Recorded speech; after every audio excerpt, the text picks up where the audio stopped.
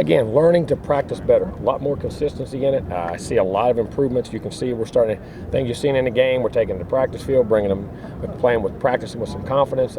Still got to keep cleaning things up, but very proud of the practice. Thought both sides were good today, physical, and had a good Tuesday. Questions?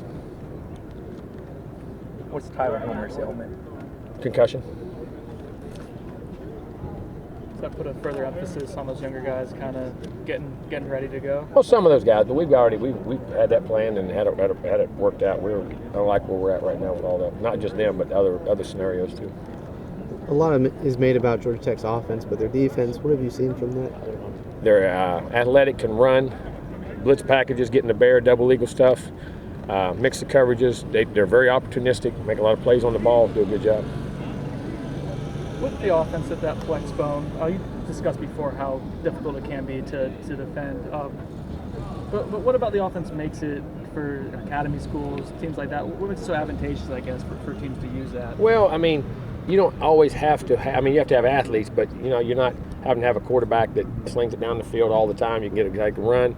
Your linemen don't have to always be the 6'5", 325-pound guys, that you use in pro style offenses, and the angles and the way they play just it makes them better. The athleticism of those guys can really play in that system. Smaller, quicker body types. And are there still, it may look different, but still a lot of concepts that are maybe similar to even what's going on in a lot of traditional offenses today? No, not really. That's different. It's totally different. The scheme, everything's totally different. How's Pender? Okay, I mean, just rehab it. It'd be a while. Would he be available for a red shirt?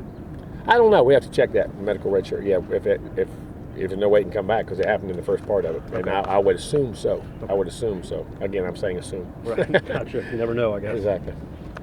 How underrated and how critical is it that Golson's making the right decisions, Dalvin Cook's holding on to the ball, you guys are keeping the possession of the ball? Well, we do. I mean, you can't. The number one thing that affects games is turnovers, getting them and not having them, and doing a good job there. And your penalties, which we got to clean up, and your red zone, tight zone, big plays, that things. But we're doing for the most part, and still being aggressive and making plays. So happy with that production.